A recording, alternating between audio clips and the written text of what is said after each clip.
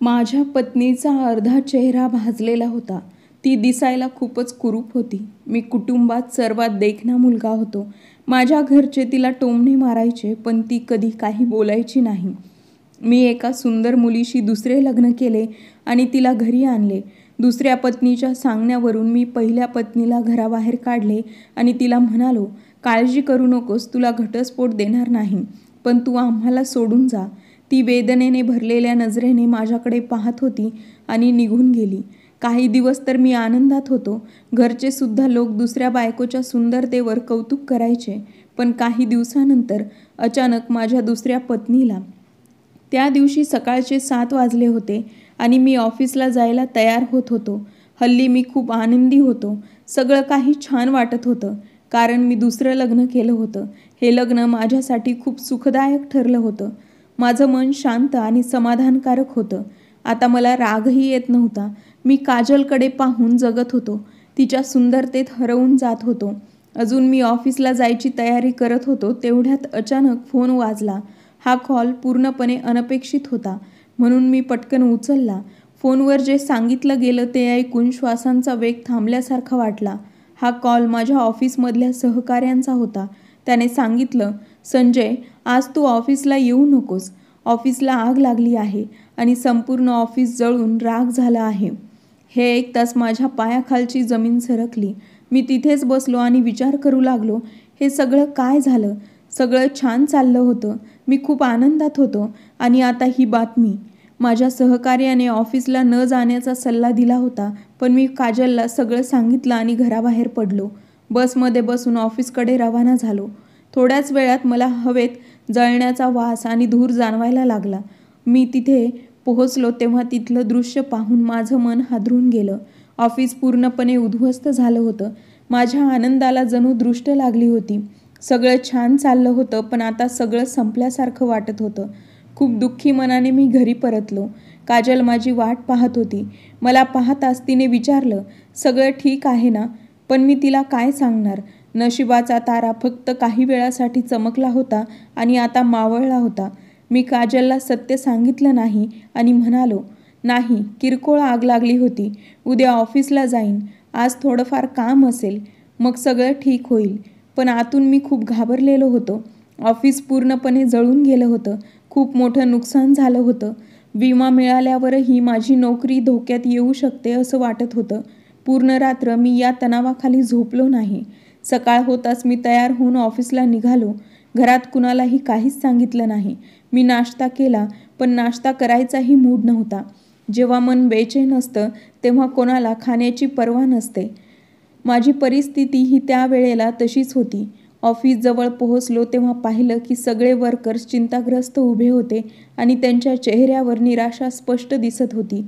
मी पुढे जाऊन मॅनेजरला काहीतरी विचारायचं ठरवलं. तो स्वतःही खूप त्रस्त वाटत होता. त्याने मला जी बातमी दिली ती ऐकून मला असं वाटलं जणू माझ्या डोक्यावर बंबच पडला आहे. त्याने सांगितलं, कंपनी बुडाली आहे. तुम्हा सगळ्यांना कामावरून काढून टाकलं आहे. फक्त मॅनेजरची नोकरी शिल्लक ठेवली आहे, कारण कंपनी दुसऱ्या ठिकाणी शिफ्ट झाली तर मॅनेजर तिथे काम पाहू शकेल. पण उरलेल्या सर्व कर्मचाऱ्यांना कामावरून मुक्त करण्यात आलं आहे. हे ऐकताच माझ्या पायाखालची जमीन सरकली. ही कसली संकटं येऊन बसली होती. आयुष्य तर नुकतंच सुरू झालं होतं आणि अचानक एक वादळ आलं आणि सगळं उद्ध्वस्त करून गेलं. काही वेळापूर्वी मी काजलला, माझ्या दुसऱ्या बायकोला, आनंदाची बातमी दिली होती की चांगली नोकरी मिळाली आहे. मी तिला म्हटलं होतं की आता आपले दिवस चांगले येतील, पण आता ही दुःखद बातमी माझी थट्टा करत असल्यासारखी वाटत होती. मी खूप उदास आणि तुटलेल्या पावलांनी घरी पोहोचलो आणि जे दृश्य पाहिलं ते पाहून मी थक्क झालो. आयुष्यात कधी असं काही पाहण्याची अपेक्षाही केली नव्हती. माझी दुसरी बायको काजल हुंदके देऊन रडत होती. मी तिच्या रडण्याचं कारण विचारलं तेव्हा तिने जी गोष्ट सांगितली ती ऐकून माझं डोकंच गरगरायला लागलं. मी दोन्ही हाताने माझं डोकं धरलं आणि विचार करू लागलो की शेवटी अशी कुठली चूक झाली होती ज्यामुळे मला अशी शिक्षा भोगावी लागते. तेवढ्यात माझ्या मनात एका व्यक्तीचा विचार आला, पण आता फार उशीर झाला होता. मी आधीच खूप दुःखी होतो, पण घरी आलो तेव्हा जे दृश्य पाहिलं ते माझ्या कल्पनेपलीकडचं होतं. माझी आई आणि माझी बायको एकमेकींशी खूप वाद घालत होत्या आणि एकमेकींवर आरोप करत होत्या. मी आधीच मानसिकरित्या खूप थकलो होतो आणि त्यांना अशा अवस्थेत पाहून अजूनच अस्वस्थ झालो. मी पुढे जाऊन दोघींना समजावण्याचा प्रयत्न केला, पण त्यांना काहीच फरक पडला नाही. त्यांची भांडणं इतकी वाढत चालली होती की जणू काही एखादा मोठा वादच सुरू होता. शेवटी मी जोरात ओरडलो आणि त्यांना गप्प राहायला सांगितलं. मी त्यांना सांगितलं की त्यांच्या या भांडणाचा परिणाम असा झाला आहे की माझी नोकरी गेली आहे. हे ऐकताच आई तर धक्क्यात गेली, कारण घराचा सगळा खर्च माझ्या हातात होता. पण माझ्या बायकोचं वागणं पाहून मी चकित झालो. ती चिडून म्हणाली, तुम्ही हे काय बोलताय? आता आपण कसं करणार? माझे खर्च कसे भागणार? ती म्हणाली, मी तुमच्याशी लग्न यासाठी तर केलं नव्हतं, असं म्हणत ती रडू लागली. मी तिच्या या वागण्यावर हैराण झालो, कारण जी कालपर्यंत माझ्या प्रेमात वेडी झाली होती ती आज माझी नोकरी गेल्यावर पूर्ण बदललेली दिसत होती. जीवनसाथी अशी असते का? ती तशी असते जशी ती व्यक्ती होती जी माझ्या मनात वारंवार येत होती. थकवा आणि रागाने मी माझ्या खोलीत निघून गेलो. थोड्या वेळाने आई माझ्या जवळ आली आणि मला धीर दिला. ती म्हणाली, जर सीमा असती तर तिने तुला पूर्ण साथ दिली असती, पण ही काजल आहे, लक्षात ठेव, ती तुला सोडून जाईल. आज तिने ज्या प्रकारे माझ्यासमोर बोलण्याचा अवमान केला आहे, उद्या ती तुझ्यासमोरही तसंच बोलेल. तुझं काही महत्त्व उरणार नाही. तू तिचं सौंदर्य पाहून तिच्याशी लग्न केलं आहेस, पण हे लग्न फार काळ टिकणार नाही. तिचे हे शब्द ऐकून मी आतून हादरून गेलो, पण मी तिला फक्त इतकंच म्हटलं, आता तू तुझं वागणं सुधारून घे आणि तिच्यासोबत तरी तुझं वागणं कोणतं चांगलं होतं. माझ्या आईने रागाने माझ्याकडे पाहिलं आणि निघून गेली. म्हणजे हे ठरलं होतं की या दुःखाच्या क्षणी कोणीही माझ्यासोबत नाही. सगळेजण फक्त चांगल्या वेळेसाठीच असतात. असा विचार करून माझ्या मनात एकच गोंधळ माजला, पण मी स्वतःला सावरलं. मी देवाकडे प्रार्थना करण्यासाठी माझे डोळे बंद केले. मी देवाकडे प्रार्थना करताच माझ्या मनात सीमाचा चेहरा उभा राहिला. ती खूपच दुःखी दिसत होती. तेव्हा मला जाणवलं की मागच्या 1 महिन्यात मी तिच्याशी ना बोललो ना तिची चौकशी केली. मी इतका कठोर होऊन गेलो होतो का? की काजल येताच मला जाणवलं की मला तिच्याजवळ जायला हवं. शेवटी ती माझी पहिली पत्नी होती आणि मी अजून तिला घटस्फोट दिलेला नव्हता. तेवढ्यात काजल आत आली. मी तिला माझ्या मनातलं सांगितलं तेव्हा ती लगेचच रागावली आणि म्हणाली, तुम्हाला काय झालं आहे? या कठीण वेळेत तिने तुमच्याकडे यायला हवं, कारण तुम्ही तिचे पती आहात, पण ती आपल्या स्वभावामुळे घरी बसली आहे. तुम्हाला तिथे जायची काही गरज नाही. काजलचे बोलणे ऐकून मला का कोण जाणे वाटलं की ती बरोबर बोलत आहे, पण खरी परिस्थिती याच्या अगदी उलट होती. त्यावेळी माझ्या डोळ्यांवर पट्टी बांधली गेली होती. काजल म्हणाली, तुम्ही काळजी करू नका, मी माझ्या भावाशी बोलून तुम्हाला नवीन नोकरी लावून देईन. माझ्या मनाला थोडं समाधान मिळालं की काजल तरी माझ्यासोबत आहे, पण हे फक्त माझा आभास होता. पूर्ण 2 आठवडे झाले होते आणि मला अजूनही कोणतीही नोकरी मिळाली नव्हती. नोकरी मिळवणं हा सोपा खेळ नव्हता, तर ती एक जीवघेणी परीक्षा होती. माझ्या नशिबावर जणू काही रेषा पडल्या होत्या. पहिल्यांदा चमकल्या आणि नंतर शाईत बदलल्या. आता काजल माझ्याशी उखडलेली वागत होती आणि म्हणत होती की घरात राशनचे पैसे सुद्धा नाहीत. तिने उपरोधिक स्वरात म्हटले, आता तुम्ही आम्हाला उपाशी मारणार का? तिचं बोलणं ऐकून मला खूप लाज वाटली. जणू मी जमीनदोस्त झाल्यासारखं झालं. मी म्हणालो, मी प्रयत्न तर करत आहे. माझ्या हातात फक्त प्रयत्न करणं आहे. यश तर देवाच्या हातात आहे. काजलने नाक उडवत उत्तर दिलं, माझं नशीबच फाटकं होतं म्हणून मी तुमच्यासोबत लग्न केलं. मी माझ्या घरी सुखी जीवन जगत होते, पण तुमच्या बोलण्याला भुलून कदाचित मी तुमच्या कौतुकाची भुकेली झाली होते. जेव्हा तुम्ही माझ्या सौंदर्याचं कौतुक केलं तेव्हा मला चांगलं वाटायला लागलं. याच कारणाने मी दुसऱ्या लग्नालाही होकार दिला. नाहीतर तुमच्यासारख्या व्यक्तीची अजिबात लायकी नाही की तुमच्यासोबत कोणी दुसरं लग्न करेल. तिच्या एवढ्या कडवट शब्दांनी माझं मन जळून निघालं. मी तिथे स्तब्ध होऊन बसलो. काजल कधी कृतज्ञता दाखवायची तर कधी मला बोल लावायची. माझ्या आयुष्यात आता हेच उरलं होतं का? माझं मन एवढं तुटलं होतं की माझ्यात सीमाची माफी मागण्याची हिंमतही राहिली नव्हती. माझं डोकं सुन्न झालं होतं. घरात रोजच्या भांडणामुळे मी फार त्रस्त झालो होतो. पण मग काहीतरी असं घडलं ज्याचा मी कधीच विचार केलेला नव्हता. ती रात्र माझ्या आयुष्यातली सर्वात दुःखद आणि भीतीदायक रात्र होती. आजही मी त्या रात्रीबद्दल विचार करतो तेव्हा माझं मन आणि डोकं हादरतं. कधी स्वप्नात सुद्धा असं घडेल असं वाटलं नव्हतं. मी पूर्णतः हतबल आणि असहाय्य झालो.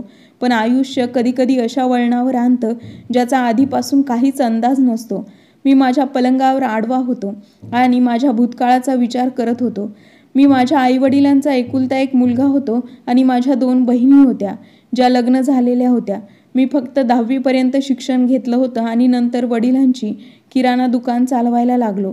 आई माझ्यावर खूप प्रेम करायची आणि त्यांनी माझ्या लग्नाची काळजी घ्यायला सुरुवात केली होती. माझं वय फक्त 18 वर्ष होतं, पण त्यांनी माझं लग्न लवकर करायचं ठरवलं होतं आणि स्वतःच माझ्यासाठी स्थळ शोधून ठेवलं होतं. त्यांनी मला सांगितलं, तुला सौंदर्य खूप आवडतं ना, तुझी होणारी बायको खरोखरच खूपच सुंदर आहे. त्यांच्या बोलण्याने आणि कौतुकाने मलाही लग्नाचं वेड लागलं. मी विचार केला की आयुष्यात एक साथीदार असावा, त्याच्यासोबत चांगलं आयुष्य जगता येईल. माझ्या लग्नाला फक्त 10 दिवस उरले होते की अचानक एका बातमीने मला हादरवून टाकलं. माझी होणारी बायको, जिचं नाव सीमा होतं आणि जी खूप सुंदर होती, तिच्या घराला लागलेल्या आगीत तिचा अर्धा चेहरा जळून गेला आणि त्यावर खोल व्रण झाले. मला ही गोष्ट कळल्यावर माझ्या कुटुंबियांनी आणि नातेवाईकांनी मला साखरपुडा तोडण्याचा सल्ला दिला. पण माझ्या वडिलांनी माझ्यावर कठोर दडपण आणलं की कोणाच्या मुलीला असं अपमानित करू नये. त्यांचं म्हणणं ऐकून मी समाजासमोर ठामपणे जाहीर केलं की मी तिला प्रत्येक परिस्थितीत स्वीकारेन. त्यावेळी माझं वय आणि परिस्थिती अशी होती की मला माझं कौतुक ऐकण्याची हौस होती. मला वाटलं की या निर्णयामुळे मला सन्मान आणि प्रशंसा मिळेल. शेवटी माझं तिच्यासोबत लग्न झालं. पण लग्नाच्या पहिल्या रात्री माझं आयुष्य पूर्णतः बदलून गेलं. जेव्हा मी सीमाचा चेहरा पाहिला तेव्हा मी आतून हादरून गेलो. तिने तिचा अर्धा चेहरा ओढणीने झाकलेला होता, पण जेव्हा मी तिची ओढणी काढली तेव्हा असं वाटलं की माझ्या आयुष्याची ही रात्र सर्वात काळी रात्र आहे. मी कसा त्या मुलीसोबत लग्न करण्यासाठी होकार दिला. ती माझ्यावर प्रेम करायची आणि खूप सुंदर होती, पण तिच्या नशिबात काहीतरी वेगळंच लिहिलं होतं. ती घरातील प्रत्येकाची खूप सेवा करायची, प्रत्येकाला वेळेवर जेवण मिळायचं, घर स्वच्छ असायचं आणि त्याशिवाय ती न विचारता घरातील सगळ्यांच्या गरजांच्या गोष्टी पूर्ण करायची. एवढंच नाही तर ती माझीही खूप सेवा करायची.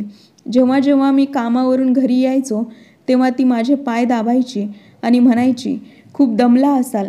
त्याचबरोबर ती माझ्यासाठी दूध गरम करायची, जेवण गरम करायची आणि आनंदी वातावरणात माझ्यासोबत गप्पा मारत जेवायची.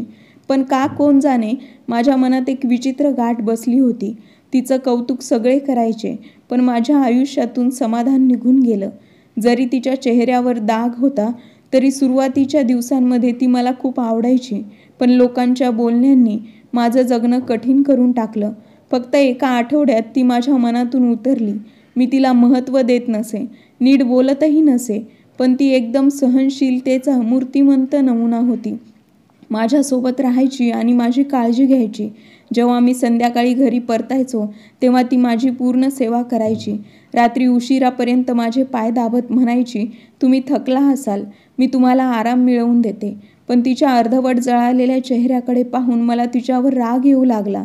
आईसुद्धा तिला पाहून टोमणे मारायची. फक्त माझे बाबा असे होते जे तिच्याशी प्रेमाने वागायचे.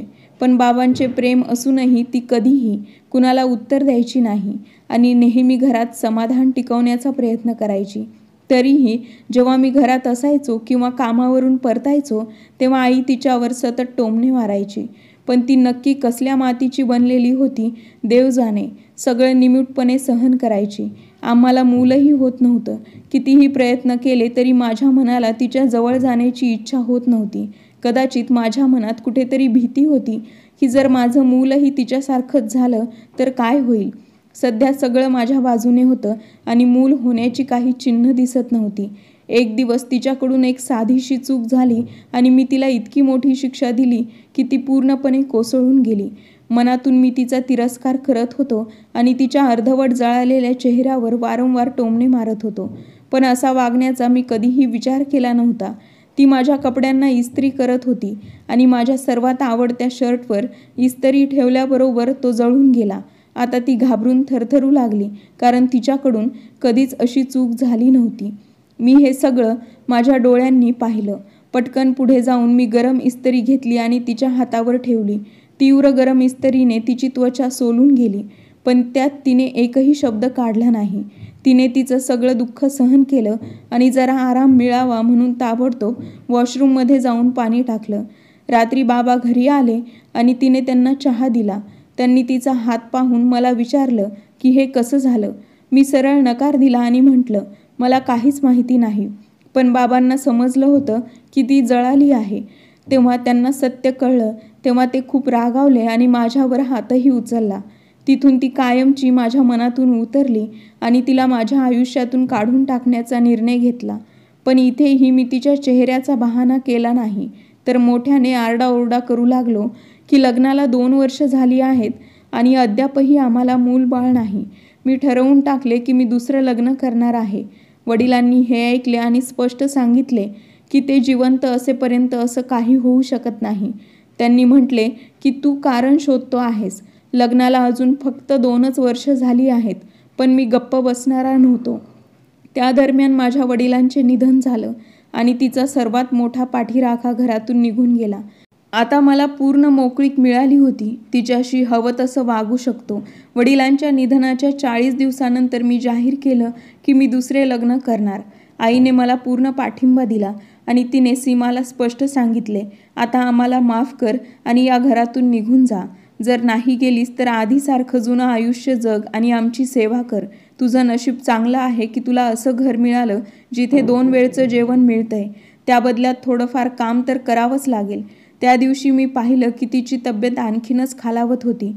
कदाचित आमच्या बोलण्याचा परिणाम होता, पण तिच्या चेहऱ्यावर फक्त संयम दिसत होता आणि कदाचित या संयमाने आमच्या आयुष्यात समस्या उभ्या केल्या. मी आईला नवीन मुलगी शोधायला सांगितलं.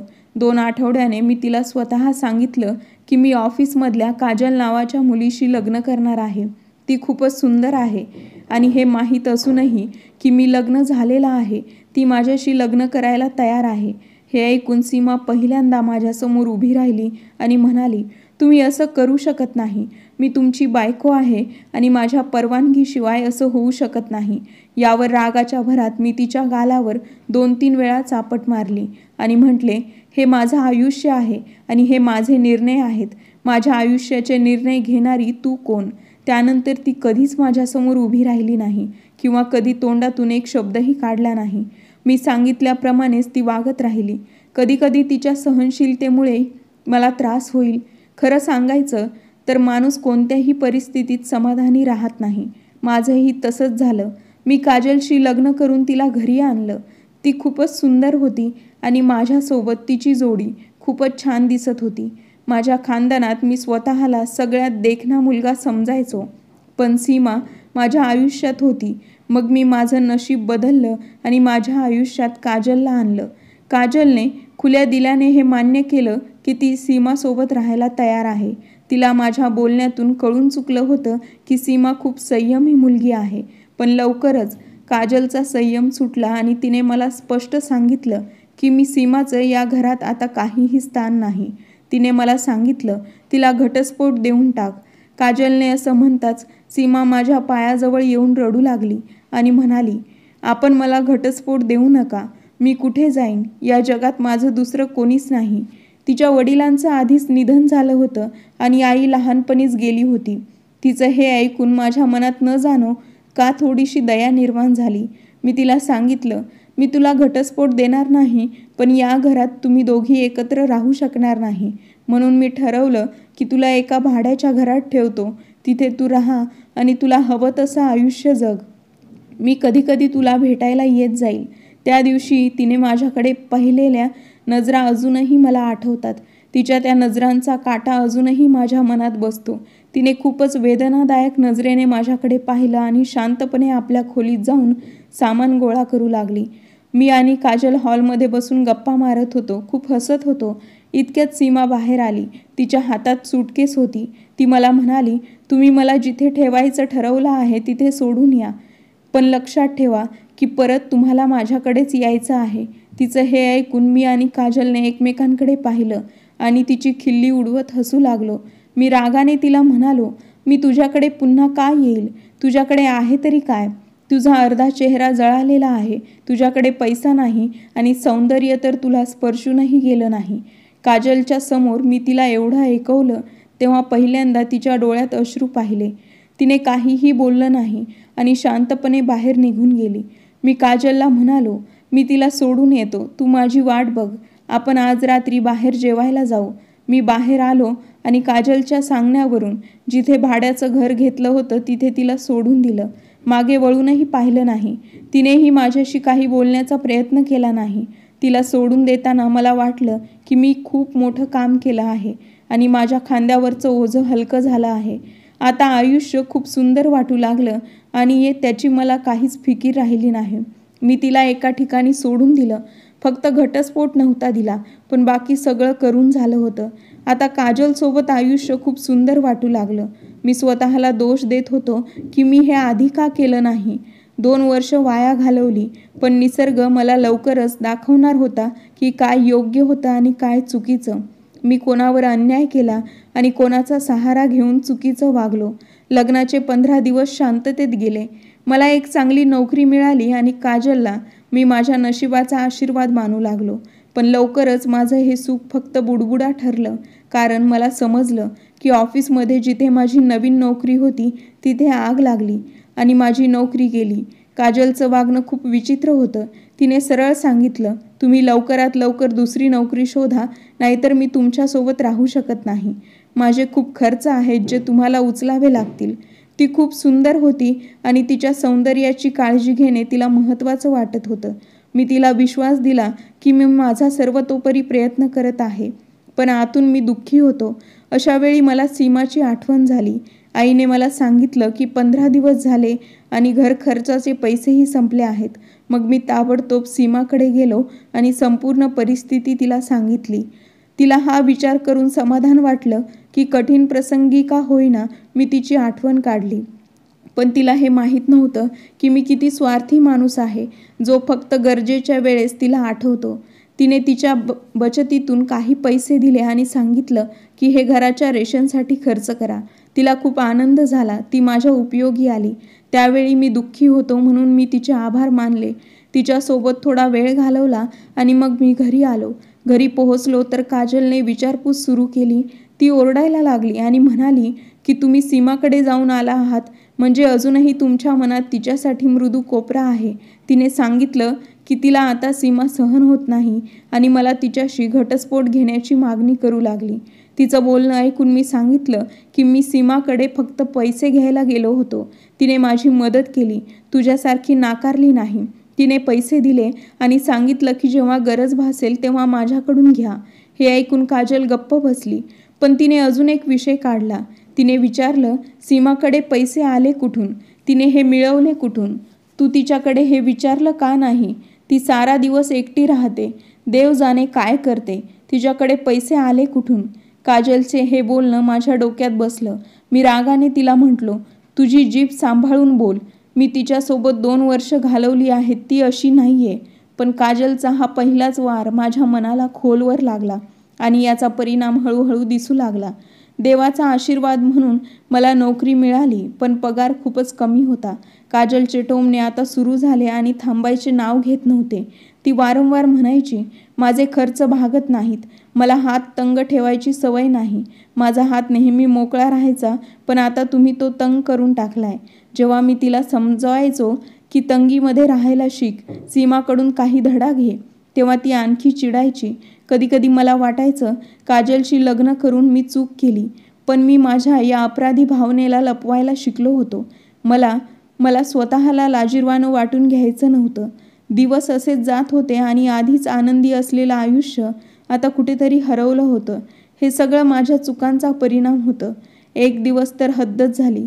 मी सीमाला भेटून घरी परतलो होतो तेव्हा काजलने जोरात ओरडायला सुरुवात केली आणि म्हणाली, तुम्ही तिला आज आणि आत्ताच घटस्फोट द्या, नाहीतर मी तुम्हाला सोडून जाईन. तिने माझ्यावर एवढा दबाव टाकला की मी तिला वचन दिलं की एखाद्या दिवशी मी तिला घटस्फोट देईन. मी म्हणालो, तुझ्यासारखी सुंदर मुलगीच माझ्यासोबत शोभते. काळ लोटला. माझ्या नोकरीत प्रगती झाली. जरी आधीसारखे दिवस परत आले नव्हते तरी परिस्थिती थोडी सुधारली होती. एक दिवस काजल बाजारातून सामान खरेदी करून आली तेव्हा तिने मला काहीतरी असं सांगितलं ज्यामुळे माझं डोकं गरगरलं. मी लगेच उठून सीमाकडे गेलो. सीमा मला पाहून खूप खुश झाली आणि म्हणाली, मी तुमचीच वाट पाहत होते. तुम्ही इतक्या दिवसांनी आलात. मला खूप एकटं वाटत होतं, पण तिचा आनंद माझ्यासाठी गोंधळ उभा करणारा ठरला. मी रागाने तिच्याजवळ जाऊन तिचं तोंड माझ्या हाताने पकडलं आणि म्हणालो, तू जे काही करतेस ते मला चांगलंच माहीत आहे. तिने मला शांत करण्याचा प्रयत्न केला आणि म्हणाली, तुम्ही माझं बोलणं तरी ऐका. तुम्ही माझ्यावर असा संशय का घेताय? पण माझा राग कमी होत नव्हता. मी तिला विचारलं, तू इस्पितळात का गेलीस? काजलने तुला तिथं पाहिलं होतं. तू अल्ट्रासाऊंड का करून घेत होती? नक्की चाललंय तरी काय? तेव्हा तिने सांगितलं, मी गर्भवती आहे आणि हे मूल तुमचंच आहे. मला तुम्हाला ही बातमी द्यायची होती, पण तुम्ही सांगितलं होतं की कधीही माझ्या घरी येऊ नको. तुम्ही माझे फोनही उचलणे बंद केलं होतं. अशा परिस्थितीत मी तुम्हाला ही गोष्ट कशी सांगितली असती? आज तुम्ही आलात म्हणून मी तुम्हाला सगळं सांगते. पण मी तिचं एकही ऐकण्यास तयार नव्हतो. रागाच्या भरात मी तिला चापटा मारल्या आणि म्हटलं, हे मूल माझं नाही. तू एकटी राहतेस आणि देव जाणे काय काय करत असतेस. या मुलाला माझ्या रक्ताशी जोडून गैरसमज निर्माण करू नकोस. मी तिला स्पष्टपणे सांगितलं, मी तिला घटस्फोट देतो. त्या क्षणी मी तिला घटस्फोट दिला आणि मागे वळूनही पाहिलं नाही. जाताना तिने जे काही म्हटलं ते माझ्या कानात घुमत राहिलं. तुम्ही माझ्याशी जे काही केलंय त्याचा एक दिवस तुम्हाला नक्कीच पश्चाताप होईल, पण तेव्हा तुमच्या हातात काहीच राहणार नाही. तुम्ही माझ्याशी कधीही चांगलं वागले नाही, ही गोष्ट नेहमी लक्षात ठेवा. पण मी तिचं एकही ऐकायला तयार नव्हतो. त्यावेळी मला स्वतःला एखाद्या देवासारखं वाटत होतं आणि मी माझ्या अहंकारात बुडालो होतो. घरी पोहोचल्यावर मी अभिमानाने काजलला सांगितलं की ती हरामच्या बाळाला पोटात वाढवत होती आणि मी तिला घटस्फोट दिला आहे. हे ऐकून काजल आनंदाने फुलली. मला मिठीत घेतलं आणि म्हणाली, तुम्ही जगातले सगळ्यात चांगला नवरा आहे. जर तुम्ही माझं असं ऐकत राहिलात तर आपलं नातं नेहमीच मजबूत राहील. मी मरेपर्यंत तुमची साथ देईन. काजलच्या शब्दाने माझ्या मनात एक अजब आनंद भरला. मी तिचं मागचं सगळं वागणं विसरून गेलो आणि सीमाच्या सगळ्या निष्ठेला मातीसारखं तुडवलं. पण मला याचा अंदाज नव्हता की सीमाच्या शापाचा परिणाम होऊन माझे वाईट दिवस सुरू होणार आहेत. माझ्या नोकरीला 4 वर्ष पूर्ण झाल्यावर मला मॅनेजर बनवलं गेलं. ही आनंदाची बातमी काजलसोबत वाटण्यासाठी मी मिठाई विकत घेतली. मिठाईच्या दुकानाबाहेर येताच एका वेगाने येणाऱ्या गाडीने मला हवेत उडवलं आणि जमिनीवर फेकलं. मी गंभीर जखमी झालो. मिठाई जमिनीवर विखुरली आणि माझ्या रक्तात मिसळली. तेव्हा मला समजलं की आयुष्य कसं बदलतं. एका क्षणात सगळं संपून जाऊ शकतं. ही बातमी काजलपर्यंत पोहोचली तेव्हा ती खूप रडली. मला रुग्णालयात नेलं गेलं. माझ्यावर शस्त्रक्रिया झाली, ज्यासाठी खूप मोठ्या रकमेची गरज होती. कर्ज काढून माझी शस्त्रक्रिया करण्यात आली आणि मला घरी आणण्यात आलं. आई खूप रडत होती आणि काळजी घेत होती. त्या दोघी वारंवार माझी काळजी घेण्याचा प्रयत्न करत होत्या, पण वास्तव तसंच होतं. मी कायमचाच माझ्या पायांपासून वंचित झालो होतो, अपंग झालो होतो आणि चालण्या बोलण्यास असमर्थ होतो. डॉक्टरांनी कोणतीही आशा दिली नव्हती. त्यांनी सांगितलं की ही परिस्थिती कायम अशीच राहील. त्यांनी स्पष्ट केलं की शस्त्रक्रिया करूनही काही उपयोग झाला नाही आणि पुन्हा शस्त्रक्रिया करणं म्हणजे केवळ पैशांची नासाडी होईल. त्यांनी आम्हाला सल्ला दिला की मला घरी घेऊन जावं आणि हे वास्तव स्वीकारावं की आता मला आयुष्य व्हीलचेअरवरच घालवावं लागेल. डॉक्टरांचं ऐकून असं वाटलं जसं मला 7व्या आसमानावर नेऊन अचानक खाली फेकून दिलं गेलं आणि मी जमिनीवर पडून तुकडे तुकडे झालो. सुरुवातीला काजलची माझ्याबद्दलची वागणूक खूप चांगली होती. ती माझी खूप काळजी घ्यायची, माझ्यासाठी रडायची. पण एका अपंग माणसाबरोबर कोण किती काळ सहानुभूती दाखवणार? ती सख्खी बहीण असो, भाऊ असो किंवा पत्नी का असेना, मुलं तर खूप दूरची गोष्ट आहे. हळूहळू सगळ्यांनी साथ सोडली. माझी आई अजूनही माझी काळजी घेत होती, पण तीही म्हातारी झाली होती आणि लवकर थकायची. अशावेळी काजल माझी काळजी घ्यायची. पण बेडवर पडून मला 3-4 महिने झाले होते आणि या महिन्यात काजलचं धैर्य संपायला लागलं. एके दिवशी मी झोपलो होतो. अचानक माझे डोळे उघडले. मी पाहिलं की काजल माझ्या बाजूला बसून कोणाशी तरी फोनवर बोलत होती. ती म्हणत होती, आता याची कटकट संपवणं गरजेचं झालं आहे. हा नेहमी बेडवर पडलेला असतो, जरा देखील प्रयत्न करत नाही. याचे घाणेरडे कपडेही मला धुवावे लागतात. इतक्या धिप्पाड माणसाला बाथरूमला घेऊन जाणं ही एक वेगळीच समस्या आहे. म्हणून मी याला घटस्फोट देण्याचा निर्णय घेतला आहे. आणि तुला एक गोष्ट अजून सांगायची आहे. मी आई होणार आहे. माझ्या पोटात जो मुलगा आहे तो तुझाच आहे. साहजिकच माझ्या नवऱ्याचा तर नाहीच. तो तर अपंग झालाय आणि मला मूल देण्या इतपतही सक्षम नाही. म्हणून मी उद्या घटस्फोटासाठी केस दाखल करत आहे. तसेच एका अपंग व्यक्तीबरोबर कोण किती वेळ राहणार? तिचे शब्द ऐकून माझ्या शरीरावर एखाद्या चाकूने वार केल्यासारखे मला वाटले. माझे संपूर्ण अस्तित्व जखमी झाले होते. एखादी व्यक्ती इतकी निर्दयी असू शकते का? ती माझ्या पलंगावर, माझ्याच घरात, माझ्या समोर बसून माझ्या विरुद्ध बोलत होती. ती म्हणाली की ती आता माझ्यासोबत राहू शकत नाही आणि मला घटस्फोट हवा आहे. मी झोपेचा अभिनय केला, पण पुरुष असूनही काहीच न करू शकण्याची असहाय्यता मला आतून तोडून टाकत होती. तिने जे म्हटलं तेच करून दाखवलं. तिने घटस्फोटासाठी केस दाखल केली आणि 2-3 दिवसात निकाल तिच्या बाजूने लागला. या प्रकारे ती कोणताही निरोप न देता तिचं सामान घेऊन घर सोडून गेली. तिने ते दागिनेही घेऊन जाणे योग्य समजले जे मी तिला भेट म्हणून दिले होते. ती आमच्यासाठी, म्हणजे माझ्या वयोवृद्ध आईसाठी आणि माझ्यासाठी काहीच न सोडता गेली. माझी आई, जी आधीच वयाने, आजारपणामुळे थकली होती, आता पूर्णपणे असहाय्य झाली. मी स्वतःही लाचार होतो. जाता जाता तिने आमच्यावर इतका उपकार केला की तिने एका नर्सची व्यवस्था केली आणि सांगितले की ती अधूनमधून तिचे पैसे देईल. तिने माझ्या नावाने एक बँक खाते उघडले होते ज्यात ती खर्चासाठी पैसे टाकत असे.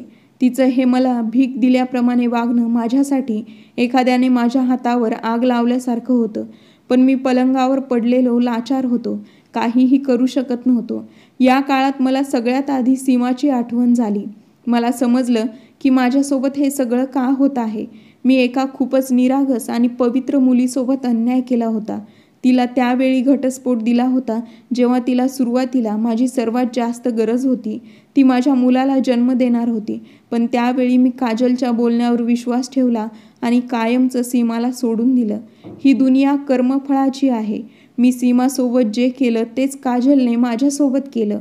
माणूस जे पेरतो तेच उगवतं.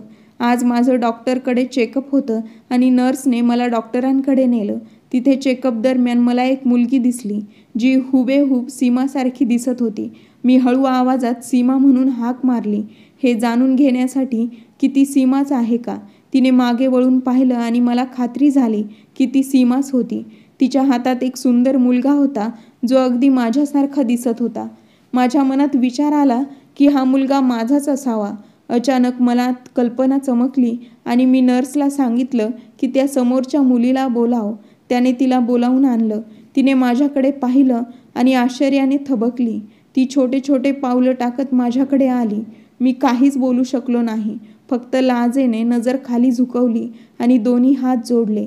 मी तिला म्हणालो, तू बरोबर म्हणाली होतीस. आयुष्यात एकदा तरी तुझी भेट होईल आणि तेव्हा फक्त पश्चाताप शिल्लक असेल. आज ती गोष्ट खरी झाली होती. तिच्या चेहऱ्यावर अजूनही तो डाग होता, पण तो आता खूप हलका झाला होता.